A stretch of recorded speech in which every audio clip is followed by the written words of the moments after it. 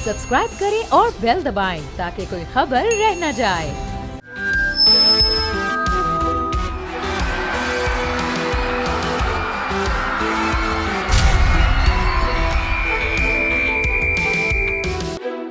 Programme बोल जमूर के साथ मैं हूं खुर्रम गुलजार।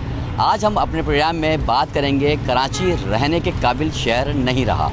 ये एक इंटरनेशनल रिसर्च में ये बात सामने आई है कि कराची शहर जो कि 173 मुल्कों में 170वें नंबर पर आया है, जिसमें ये रिसर्च सामने आई है कि कराची जो है वो रहने के काबिल शहर नहीं है।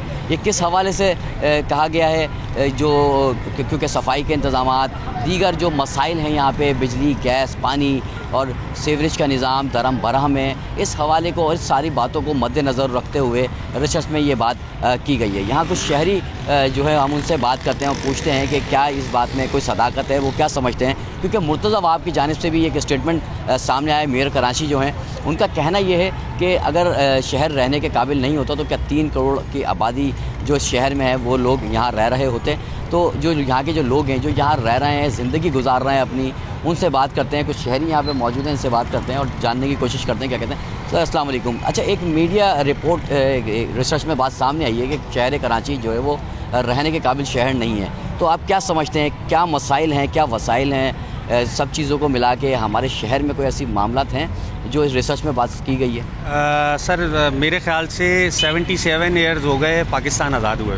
मेरे दादा मेरे वालिद साहब को ये बता के गए कि ये शहर रहने के लायक नहीं है। मेरे वालिद साहब ने हमें बताया कि ये शहर रहने के लायक नहीं है, वो भी रुखसत हो गए दुनिया से। अब मैं अपने बच्चों को बता रहा हूँ कि ये शहर रहने लायक नहीं है। बात ये है, जब हमें ये इतने अरसे से ये इल्म में है कि ये शहर रहने के लायक नहीं है, फिर भी हम यहाँ रह रहे हैं। ये मैं मास्क लगाया हुआ हूँ, ताफून, मिट्टी, बदबू इस वक्त भी आप महसूस कर रहे होंगे।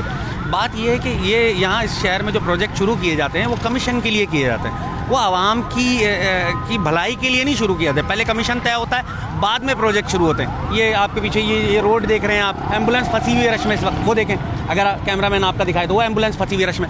बात ये तो हम सुनते ही आ रहे हैं। इतनी हुकूमतें आई 77 ईयर्स में, उन हुकूमतों में कितने हुक्मरान रहे, कितने लोग आए और चले गए, किसी ने इस मुल्क का या इस शहर का भला नहीं सोचा। अगर हम बात करें इस मुल्क की तो मुल्क मतलब मैं मुल्क को अगर गिन लूँ तो बहुत बड़ी एक तादाद है हमारे यहाँ मिनिस्टरों की और वज़ीरों की, और दुनिया जहाँ के सियासतदान आए और चले गए, ये शहर या ये मुल्क वहीं का वहीं है। कोई बेहतरी इसमें नजर नहीं है। इतनी गवर्नमेंट आई, MQM ने भी यहाँ पे हुकूमत की है, पीपल्स पार्टी हुकूमत कर रही है और दीगर जमातें हैं, जमात इस्लामी यहाँ मौजूद है। क्या समझते हैं आप तक तरक्की में किसी ने कोई अपना फ़र्ज़ अदा किया, किसी ने कोई काम किया शहर में? आवाम की भलाई के लिए किया तो वो तो कोई भी नहीं है। इन 77 सालों में तो मैंने नहीं सुना अपने बड़ों से, या जो मैं अब देख रहा हूँ तो मुझे नहीं नज़र आ रहा कि अभी कुछ इन लोगों को फ़र्क पड़ता है कि हम किस हाल में रह रहे हैं, हमारी क्या कंडीशन है, हमारे पास तालीम है या नहीं है, हमारे पास सेहत है नहीं है, हमारे पास कारोबार है या नहीं है। मेयर साहब कहते हैं, मेयर कराची के 3 करोड़ आबादी जो है वो तो रह रही है। अगर ऐसा ही है कि अगर शहर रहने के काबिल नहीं होता तो क्या वो लोग रह रहे होते हैं? इस बारे में क्या कहेंगे? अभी मैं एक रिपोर्ट देख रहा था कि इसको इतने फंड्स जारी हो गए, फलाने मिनिस्टर को इतने फंड्स जारी हो गए। हर मिनिस्टर फंड के लिए लड़ रहा है। वो भाई फंड के लिए लड़ लो, फंड लगा कहाँ रहे हो? मिल तो जाते हैं तुम्हें। सीवरेज सही नहीं है, सड़कें सही नहीं है, पानी नहीं है, गैस नहीं है, बिजली नहीं है। सर हर जगह तबाही है मोहतरम, हर जगह तबाही है। सेहत का निज़ाम हो, तालीम का निज़ाम हो, सीवरेज का निज़ाम हो, पानी का, के इलेक्ट्रिक का। आपने गुफ्तगू सुनी है एक शहरी की और उनका यही कहना था, बल्कि वो इस बारे में कुछ ज़्यादा ही कह रहे थे कि इस शहर में क्या क्या ख़राबियाँ, अच्छाइयाँ तो शायद कुछ इन्होंने नहीं जिक्र किया। लेकिन एक भाई और मौजूद हैं, इनसे बात करते हैं। आप क्या कहते हैं, शहर जो है वो रहने के काबिल है? बिल्कुल, अब तो रहने के काबिल नहीं है शहर में। आप देख रहे हैं बढ़ते हुए जो गैर कानूनी तामीरात है, पानी का निज़ाम है, बिजली का निज़ाम है। बिजली का निज़ाम इतना 4-4 घंटे लाइट नहीं है लोगों के पास। पानी का निज़ाम देखें, लोगों के घरों में पानी नहीं है। मेयर कराची दावे तो कर रहे हैं पानी के हवाले से, पानी मौजूद नहीं है इस टाइम पे। रोडों की सूरत हाल है, रोड बिल्कुल ख़राब हुए हैं यहाँ पे। सही है, कोई बिल्कुल एम्बुलेंस का जाने का रास्ता नहीं है। मेयर कराची अगर काम करे तो कहाँ काम कर रहा है कुछ नहीं पता उसके बारे में।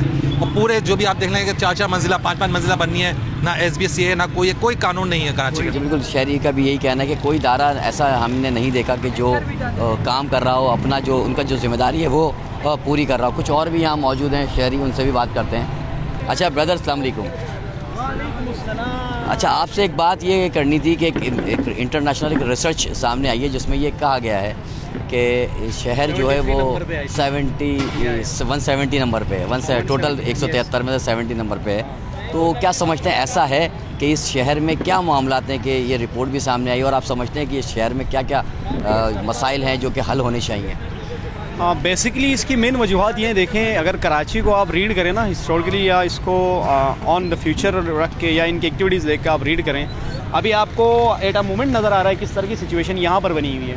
तो ये मेन मसाइल, बहुत सारे इश्यूज़ हैं। आपकी लोड शेडिंग का मसला है, क्योंकि सबसे मेन मसला तो यहीं बिजली का मसला है। वाटर इश्यूज़ है, जो प्योर वाटर जो है ना वो भी डिस्ट्रीब्यूशन यहाँ सही नहीं होता। कराची बहुत सारे मसाइल, गरीब आवाम में ख़रीद के जो है ना टैंकर वगैरह वो ख़रीदने पे मजबूर हो रही है, जिनका ऐसे भी लोग हैं जो तैयारी के तौर पर अपनी ज़िंदगी को जो है ना, ज़िंदगी के वसाइल, ज़िंदगी के जो जितने भी मसाइल उनको फेस कर रहे होते हैं, लेकिन पानी तक भी ख़रीद के करें तो वो बहुत ही डिस्टर्ब रहता है। तो मेरे ख्याल में 3 ऐसी बेसिक चीज़ें हैं जिनके ऊपर वर्क करें तो इंशाल्लाह हम कवर कर सकते हैं। Like education is first priority, after that आपके पास से लोड शेडिंग का मामला है, एंड थर्ड वन आपका जो पानी का इशू चल रहा है। तो इनको आप करेंगे तो मसाइल तो बहुत सारे हैं, लेकिन बेसिक जो मामला हैं ये हैं। अगर बंदा इन चीज़ों को देख के कर सकते हैं, ये नहीं कि हम नहीं कर सकते हैं। गवर्नमेंट के पास बहुत सारे वसाइल कर सकते हैं अनफॉर्चुनेटली, लेकिन उसको इस्तेमाल नहीं करना, ये जगह जगह गंदगी के ढेर हैं, सड़कें टूटी हुई हैं। देखें उसके लिए भी आप कर सकते हैं, जगह जगह इसके लिए भी आप टास्क दे सकते हैं। इंसान जो एक शहरी होता है उसको भी खुद भी एक ज़िम्मेदार शहरी होना चाहिए। अगर मैं खुद यहाँ देख रहा हूँ डस्ट को, अगर मैं उसको फैलाने में मेरी उसमें वो है तो ये मेरे लिए एक शर्मिंदगी वाली बात है।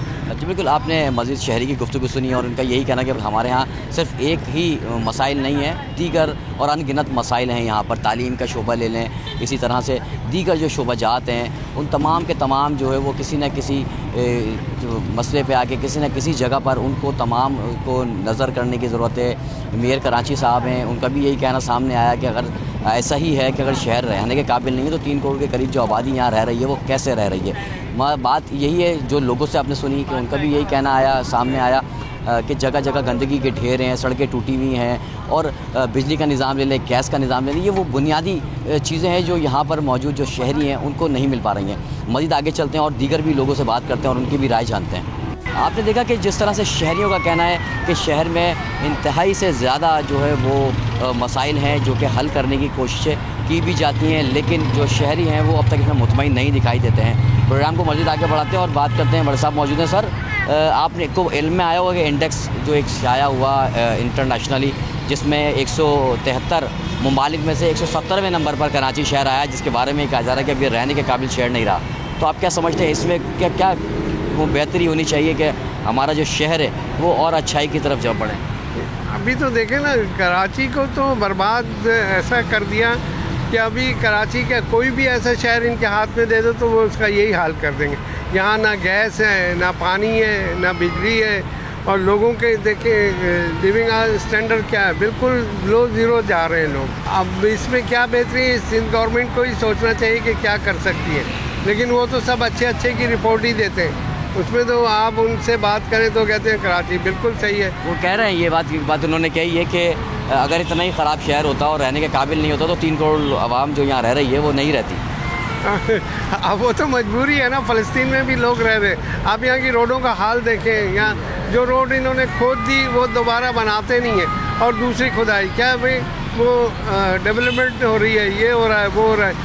बात करें शहर के हवाले तो शहर में जगह जगह जहाँ गंदगी के ढेर हैं, सड़कें टूटी हैं, इसी तरह से हम ये भी देखते हैं कि सिंध हुकूमत की जानिब से मुख्तलिफ़ जगहों पर नए प्रोजेक्ट्स भी बनाए जा रहे हैं।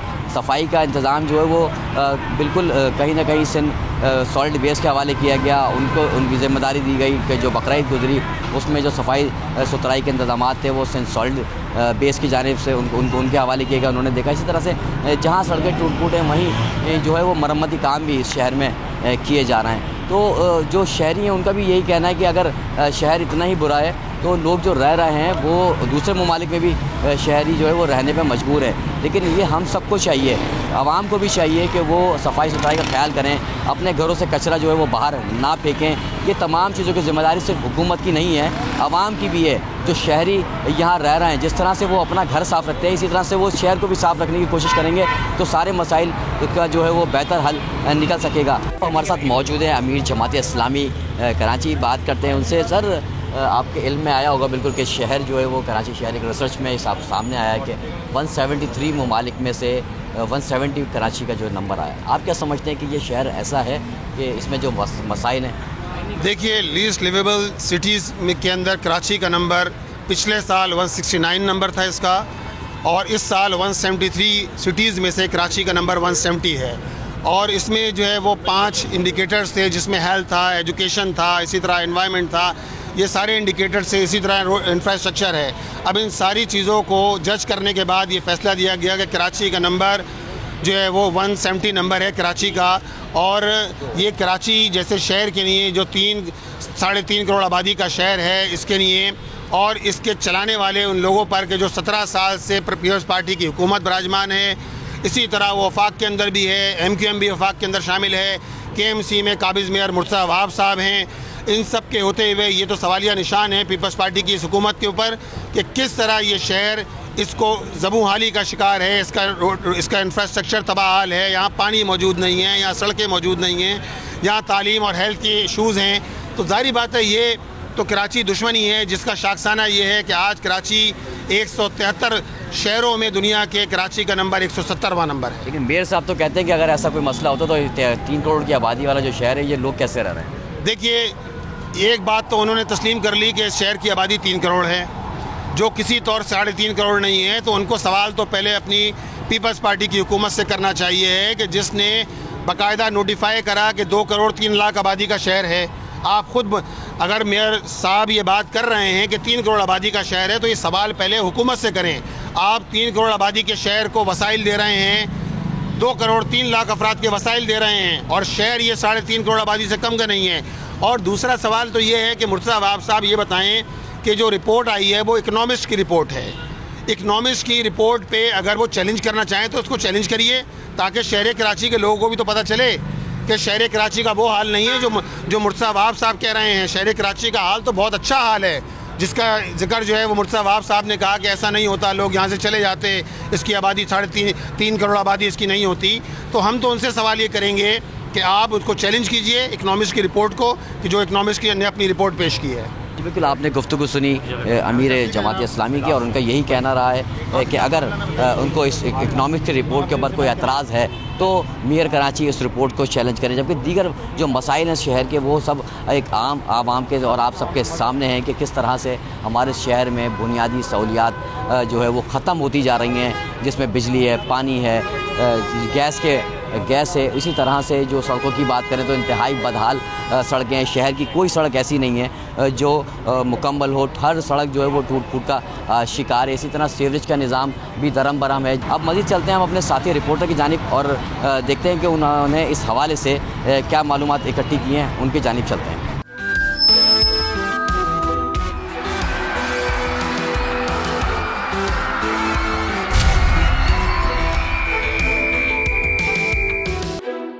कराची, जिसे मिनी पाकिस्तान भी कहा जाता है, ये शहर बानी पाकिस्तान कायदे आज़म मोहम्मद अली जिन्ना का शहर है।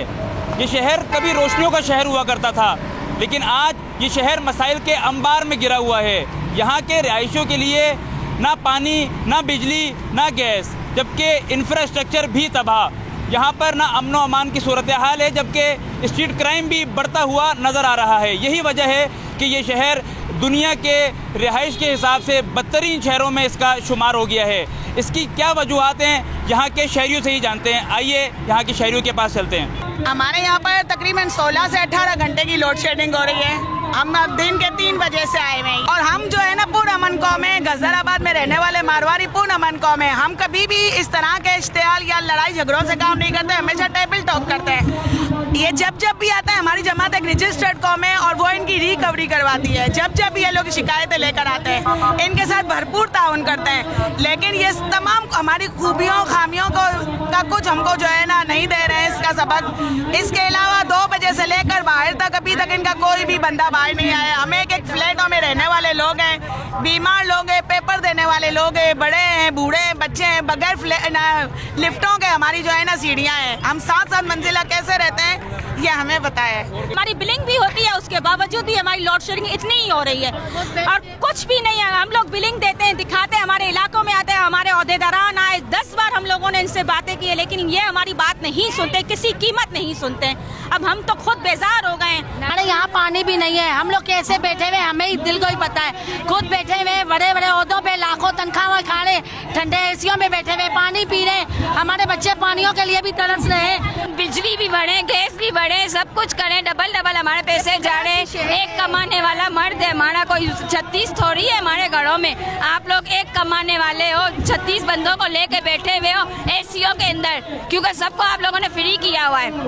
एक की नौकरी, एक की जॉब है, उसकी वजह से कितने आपके घर में फ्री लोग हैं। दुनिया के बदतरीन शहरों में आ गया है जहाँ रहने के लिए बिल्कुल ऐसा लगता है कि हम लोग दुनिया में नहीं, कराची में नहीं रह रहे, हम लोग चांद पे रह रहे हैं। ना हमारे पास गैस है, ना पानी है, ना बिजली है। गैस का तो इतना बहरान आ चुका है हमारे पास कि हम अपने घर में जो है ना बम की तरह एक सिलेंडर रखते हैं। हमारे पास बच्चे हैं पर हमें सोचना पड़ता है, हमें खाना भी बनाना है, हमें गर्म भी करना है, हमें सालन नहीं होता तो हमें गर्म करना पड़ता है, हमें सिलेंडर का इस्तेमाल करना पड़ता है। पर हमारे दिल पे एक पत्थर होता है कि हम लोग सिलेंडर का कैसे इस्तेमाल कर रहे हैं। ये हमारे साथ बहुत नाजायज़ बात है। कराची जो है ना वो रिहाइश के लिए दुनिया में बदतरीन शहरों में इसका शुमार हो रहा है, क्या वजह है इसकी? मेरे ख्याल है ये कराची नहीं है, ये चांद है। चांद ना, चांद पे बिजली है, ना गैस है, ना पानी है, ना कुछ है। यूँ समझ लो हम लोग चांद पे रह रहे हैं, कराची में नहीं रह रहे।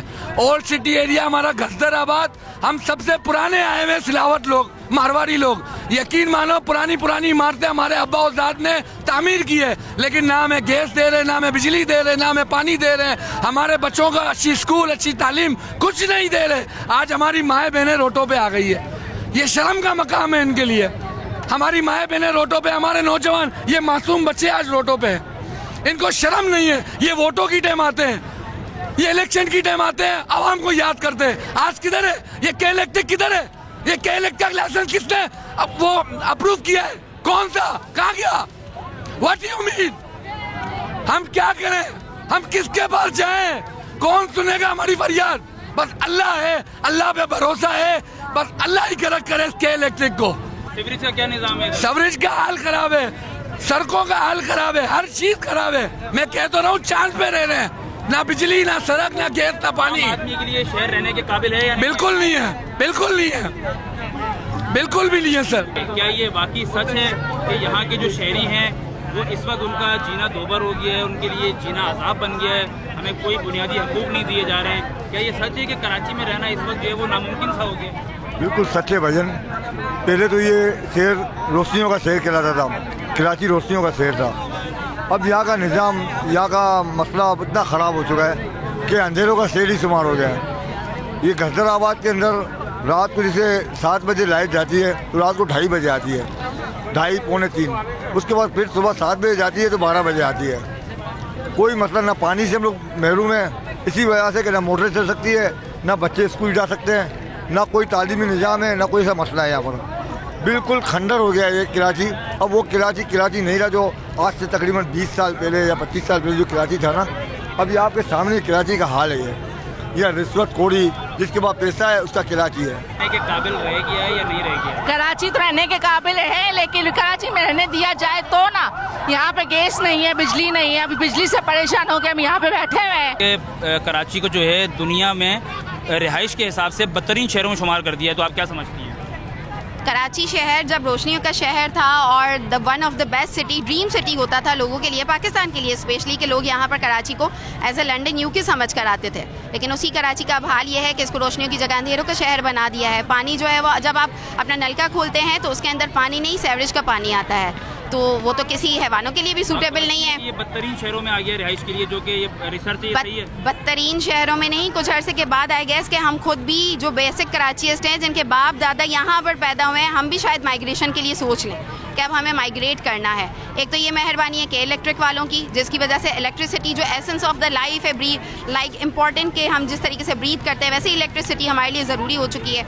इलेक्ट्रिसिटी के मसले की वजह से फिर हमारे पानी के भी मसाइल पैदा होते हैं। फिर उसके बाद हमारे पास टेक्नोलॉजी का दौर है, बच्चे ज़ाहिर बात है एजुकेशन हासिल कर रहे हैं, ऑनलाइन है, फार अवे है, या फिर जो है वो उनकी क्लासेस हैं या उनके गैजेट्स हैं, वो कहाँ से हम चार्ज करेंगे। ना हम यहाँ पर पढ़ाई के लिए हैं, ना पढ़ाई के लिए शहर सूटेबल रहा है। डकैती, रहजनी, फिर उसके बाद लोड शेडिंग का एक साइड इफ़ेक्ट ये भी है ना, डाका और ये सारी चीज़ें भी तो लोड शेडिंग ही के एडवांटेज की बिना पर उनको करने के लिए स्पेस मिलती है। सो आई गेस के अगर के इलेक्ट्रिक ठीक करे अपना एटीट्यूड, अपना रवैया, अपनी मैनेजमेंट को, तो 50% ये शहर फिर भी काबिल कबूल हो सकता है। अगर हम बात करें कि नाउअडेज जो है वो हीट स्ट्रोक है और ये है, तो आई गेस कि ये दुबई जितना तो गर्म मुल्क नहीं है ना, गर्म शहर नहीं है। जी नाज़रीन, आपने सुनी कराची वालों की कहानी, उन्हीं की ज़बानी। यहाँ के शहरी किन मुश्किलात में ज़िंदगी गुजार रहे हैं ये आपने देखा।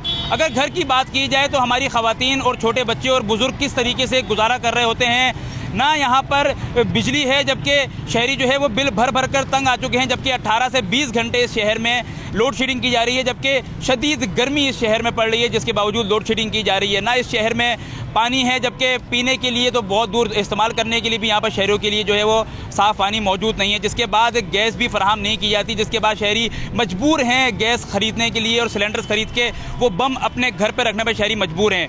जब घर से बाहर निकलता है एक नौजवान तो वो देखता है कि उसकी मोटरसाइकिल चोरी हो चुकी है। जिन लोगों की मोटरसाइकिल चोरी नहीं होती, जब वो सड़क पर निकलते हैं तो डंपर माफिया उनको कुचल देता है। रवा साल की अगर मैं बात करूं तो 80 से ज़ायद शहरियों को जो है वो डंपर माफिया ने कुचल दिया, हाईवे ट्रैफिक ने कुचल दिया, जबकि हज़ारों की तादाद में ऐसे शहरी हैं जो रवा साल इसमें ज़ख्मी हैं मुख्तलिफ ट्रैफिक हादसात में। और अगर बात की जाए तो जो डंपर माफिया से भी बचकर निकल जाते हैं, वो जब रात भर अपने घर आ रहे होते हैं तो उसके बाद जो डाकू हैं वो उनको लूट लेते हैं और जो चोर हैं वो उनको लूट लेते हैं। जिसके बाद डाकू राज भी इस शहर में कायम है। अमन व अमान इस शहर का तबाह हो चुका है, जबकि जो हमारे जो मुहाफिज हैं वो भी अपना किरदार अदा नहीं कर रहे, जो इदारे हैं वो भी अपना किरदार अदा नहीं कर रहे। इस शहर के इंफ्रास्ट्रक्चर से लेकर इस शहर के अमन व अमान तक ये शहर मुकम्मल तबाह हो चुका है। यही वजह है कि ये शहर बताया गया कि दुनिया के रिहाइश के हिसाब से बदतरीन शहरों में कराची का शुमार हो रहा है। यही वजह है कि आपने देखा कि कराची वाले किन मुश्किलात में गुजारा कर रहे हैं।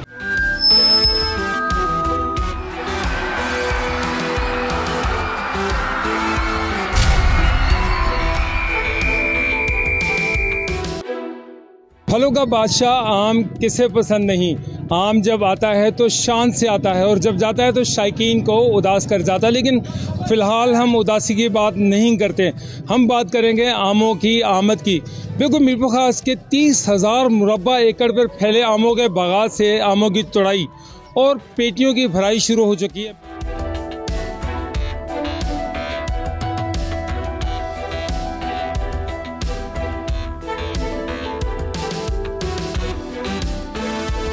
इस वक्त मैं मौजूद हूँ मीरपुर खास के आड़ती हैं उनके पास और इनसे जानते हैं कि जो मुल्क भर से व्यापारी हजरात आते हैं वो किस तरह इनसे रब्ता करते हैं, कितने आमों की पेटियाँ या ट्रक हैं यहाँ से लोड होकर जाते हैं, क्या मसरूफियात हैं आम के सीज़न में इनकी। अस्सलाम वालेकुम। शहर मीरपुर खास और यहाँ आमों का शहर है और इंटरनेशनल लेवल पे ये द सिटी ऑफ मैंगो के नाम से मशहूर है और यहाँ पूरे पाकिस्तान भर से जो है ख़रीदार आते हैं। आप समझ लें कि खैबर पख्तूनख्वा से, सरहद से, पंजाब से और यहाँ मीरपुर खास के अंदर आते हैं और तकरीबन कई हफ़्ते पहले यहाँ पर आ जाते हैं और फिर यहाँ से जब सुबह ऑक्शन होती है फजर की नमाज के बाद हर आड़ती जो है ऑक्शन शुरू कर देता है, हम भी करते हैं। तो सब ख़रीदारी अपने अपने हिसाब से कैपेसिटीज़ के हिसाब से ख़रीदारी करते हैं। पूरे पाकिस्तान भर में इसको आमों को सप्लाई किया जाता है। यहाँ से कई ट्रक रवाना होते हैं डेली रूटीन पर, हज़ारों की तादाद में पेटियाँ यहाँ पर आती हैं और ये हमारा आम बहुत मशहूर है मीरपुर खास का, बिलखुसूस सिंदड़ी आम। ये सिर्फ पाकिस्तान ही नहीं बल्कि पाकिस्तान से बाहर भी बहुत मशहूर है, दुबई, तुर्की वगैरह भी यहाँ से सप्लाई होता है। हाँ जी बिल्कुल। एक और आड़ती से जब हमारी बात हुई तो उन्होंने बताया कि 100 के करीब ट्रक जो हैं वो मीरपुर खास से पाकिस्तान भर में रवाना किए जाते हैं। तो पाकिस्तान के एक शहर भावलपुर से आए हुए एक व्यापारी हमारे साथ मौजूद हैं, इनसे जानते हैं कि कितने दिन से यहाँ पर मौजूद हैं, कितना आम इन्होंने ख़रीदा है और कितना आम मज़ीद ख़रीदने का इरादा रखते हैं। अस्सलाम वालेकुम। तो सर मैं 18 तारीख से आया हूँ, मेरा ज़िला बहावलपुर है, शहर मेरा वो शरीफ है। तो 18 तारीख से अल्हम्दुलिल्लाह काम शुरू है। सिंदड़ी आम जो यहाँ का है ना, उसके लिए हम आते हैं वहाँ से सफ़र करके, क्योंकि सिंदड़ी एक सौगात है मीरपुर ख़ास की, ठीक है। तो हम यहाँ से रोज़गार कर रहे हैं अल्हम्दुलिल्लाह, लाखों करोड़ रुपए का कारोबार हो रहा है। तो इस पे हमें थोड़ी परेशानी हो रही है सर, बाकी तो सारा सिस्टम सही है अल्हम्दुलिल्लाह। इसमें परेशानी ये हो रही है कि गवर्नमेंट थोड़ा साथ दे हमारे वैसे। आम ऐसी चीज़ है कि 2 घंटे 4 घंटे 5 घंटे अगर ये रुक गया तो इस पे बहुत मसला ख़राब हो जाता है। 10-10 12-12 लाख रुपए की गाड़ी है, वो जल जाती है, खुआर हो जाती है, ख़राब हो जाती है। तो इस पे हमारी यही रिक्वेस्ट है कि सिंध गवर्नमेंट को सीरियस होना चाहिए। तो इसमें हमारा सबकी रोज़गार है अल्हम्दुलिल्लाह, सब लोग यहाँ से रोज़गार कर रहे हैं, शुक्र अल्लाह पाक का। हमारे साथ एक लाहौर से व्यापारी आए हुए हैं, उनसे जानते हैं कि वो कब से आए हुए हैं, कितने दिन हो गए उन्हें यहाँ पर आए हुए, और कितना आम खरीद चुके हैं, रोज़ाना कितने ट्रक जो हैं मीरपुर खास से वो अपने शहरों की तरफ रवाना कर रहे हैं। 10 से 15 दिन हो गए इधर आए हुए, और तकरीबन रोज़ 2 गाड़ी निकाल रहे, 2-3 गाड़ी निकालते हैं यहाँ से। तो शुरू में ले रहे थे तो कलर नहीं कर रहा था, नफ़ा नुकसान भी हुआ है काफ़ी। रटोल और सिंदड़ी मीरपुर खास का शहर का बादशाह जो सिंदड़ी, वो ज़्यादा फ़रोख्त करते हैं यहाँ से लेके लोडिंग करते हम। तो आगे सेठ हमारे वहाँ भेजते हम दुकान पे, यहाँ से ख़रीद के। आपने मीरपुर खास की आरती और पाकिस्तान भर से आए व्यापारी हजरात की बातें सुनी हैं कि उन्हें क्या वजह है कि उन्हें मीरपुर खास वो शौक़ खींच कर लाता है, वो शौक़ है सिंदड़ी आम का। वो चाहते हैं कि यहाँ से सिंदड़ी आम को ख़रीद कर अपने शहरों तक पहुँचाया जाए और जो शायकीन आम हैं उन तक वो पहुँचे।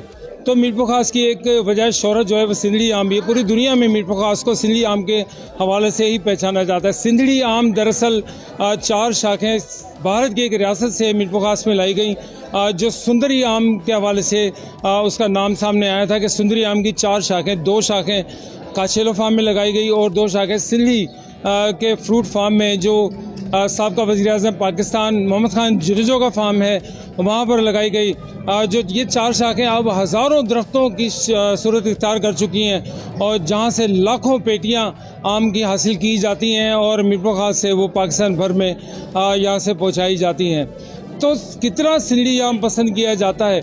अब हम चलेंगे ज़रा शहर की जानिब, वहाँ पर जाके देखेंगे कि जो आम के ठेले ठिए लगे हैं उन पर शहरियों का कितना रश है, कितनी ख़रीदारी चल रही है और कितनी उनकी दिलचस्पी जो है वो सामने आती है इस हवाले से।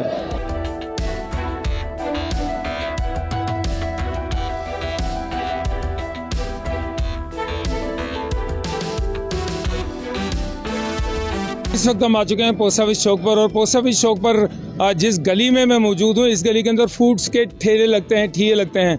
तो अभी अगर हम देखें तो दीगर जो फ्रूट्स हैं वो नज़र नहीं आ रहे, यहाँ पर ज़्यादातर आम ही नज़र आ रहे हैं। तो आम के कुछ ख़रीदार यहाँ पर मौजूद है, शायकीन मौजूद हैं, उनसे बात करते हैं कि उन्हें कितना पसंद आम और कौन सा आम ज़्यादा इन्हें अच्छा लगता है।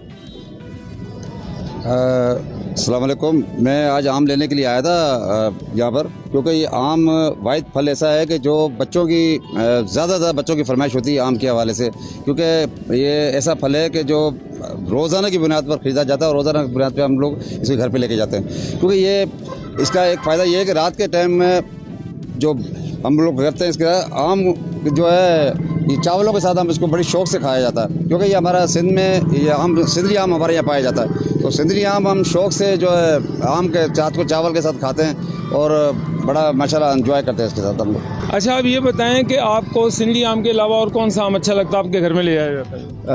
लंगड़ा है, चौसा है, जो आखिरी वाला है चौसा है, और गुलाब खासा है, जो दूसरे 2-3 काफ़ी किस्में हैं आम की वैसे, लेकिन जो ज़्यादातर पसंद किया जाता है सिंदड़ी के बाद जो खाया जाता है वो चौसा है। जो चौसा आम भी हमारे माशाल्लाह बड़े शौक़ से खाया जाता है यहाँ पर। हाँ जी बिल्कुल, सिंदड़ी के बाद चौसा आम बहुत शौक़ से खाया जाता है, और चौसा आम जो है वो पंजाब का वो आम है जो सबसे आखिर में यहाँ पर आता है। 2 और मौजूद हैं, इनसे जानते हैं कि ये क्या ख़रीदारी करने आए और इनको आम कैसा लगता है। ये हमारी अभी आम की ख़रीदारी तो मुकम्मल हो चुकी है। तकरीबन अभी हम केरी ख़रीदने के लिए आए, कच्ची केरी जो कि अचार में हमारा इस्तेमाल होती है, और अभी गर्मी बहुत ज़्यादा है तो इसलिए गर्मी के लिए बड़ी मुफीद है। इसका जो शरबत है केरी का वो बनाया जाता है घर के अंदर। 60 से 70 रुपये किलो केरी है, उसकी ख़रीदारी कर रहे हैं केरी की। माशाल्लाह बड़ा मज़ा भी आ रहा है और इंजॉय भी कर रहे हैं। आम का सीज़न चल रहा है, बड़ा हर चीज़ के अंदर बड़ी सहूलत है। गोश्त वगैरह ये इनका इस्तेमाल कम हो जाता है जब आम का सीज़न आता है। अभी माशाल्लाह केरी की ख़रीदारी करना है, आम की ख़रीदारी हो गई है तो केरी की ख़रीदारी कर रहे हैं। इंशाल्लाह शाम को शरबत वगैरह भी बनाएंगे बच्चों के लिए। जी हाँ। मीरपुर खास के शहरियों का कहना है कि आम खरीदा जा चुके हैं, और मैं आपको इस हवाले से बताता चलूं कि आम की खरीदारी मुकम्मल नहीं होती है, लेकिन जो शहरी हैं वो 8-8, 10-10 पेटियां घरों में ले जाकर रख लेते हैं और उन्हें रोज़ाना की बुनियाद पर खाते हैं, और चंद दिन बाद फिर वही जो प्रोसेस है वो दोहराया जाता है। केरियों की अगर बात करें तो केरियों से मुरब्बा बनता है, चटनी बनती है, और इतनी शदीद तरीन गर्मी में केरी का जो शरबत है वो बहुत ज़्यादा मुफीद है। और केरी में सबसे ज़्यादा जो बेहतरीन चीज़ बनती है चटखारेदार अचार, बेहतरीन होता है। मैं आपको इस हवाले से मजीद बताऊं कि सिंदड़ी आम के साथ साथ मीरपुर खास की जो दीगर आम है उसमें सवारनी का जो है वो बहुत ज़्यादा मकबूल और मशहूर है, जो दूसरे ममालिक में भी भेजा जाता है। अब हम चलेंगे डायरेक्टर हार्टिकल्चर की जानिब और उनसे जानेंगे कि क्या मीरपुर खास में 30,000 मुरब्बा एकड़ पर फैले हुए जो बागात हैं उससे जो हम आमों की फसल गुज़श्ता कई दहाइयों से हासिल कर रहे हैं, क्या वो आज भी उतनी ही है या दिन ब दिन कम होती जा रही है?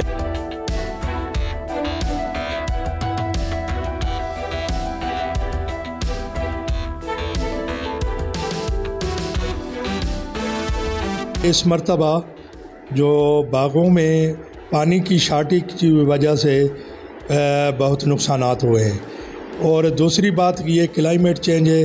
क्लाइमेट चेंज की वजह से जो है ना, रात को ठंडी पड़ती है, दिन को गर्मी होती है, तो उनकी वजह से बाग में, आम के बागात में जो है ना बहुत जो है वो फ़र्क आया है।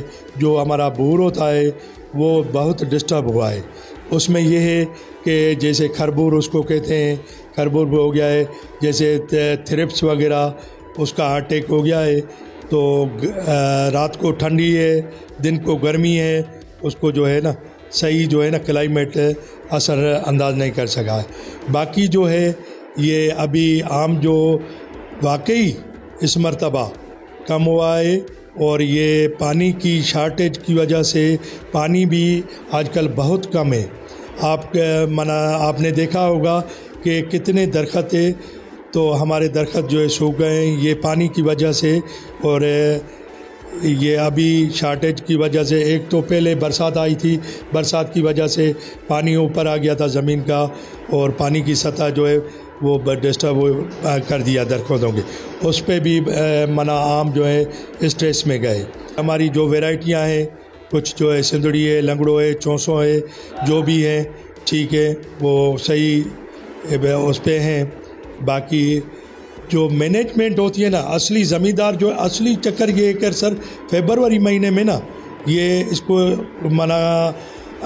जैसे आम की जो है सफाई होती है या उसको स्प्रे वगैरह होते हैं, स्प्रे कराने चाहिए।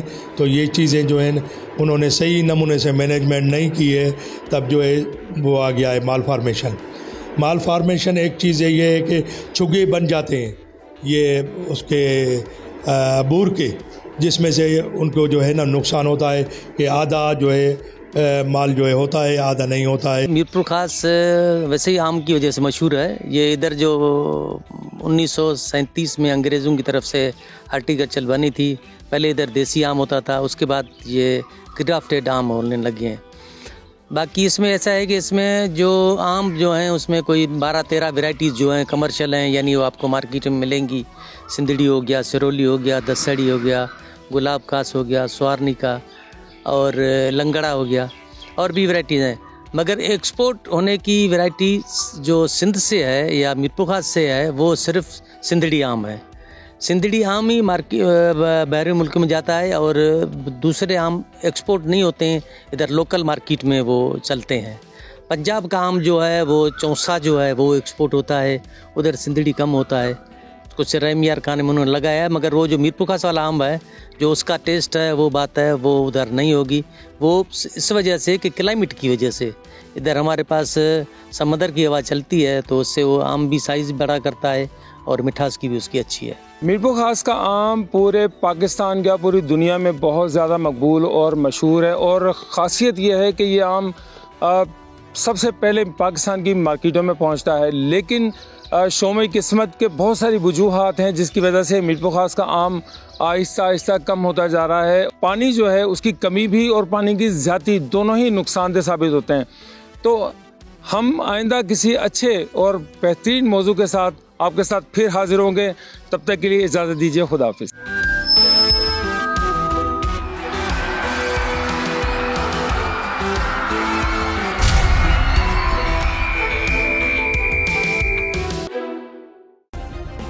सब्सक्राइब करें और बेल दबाएं ताकि कोई खबर रह न जाए।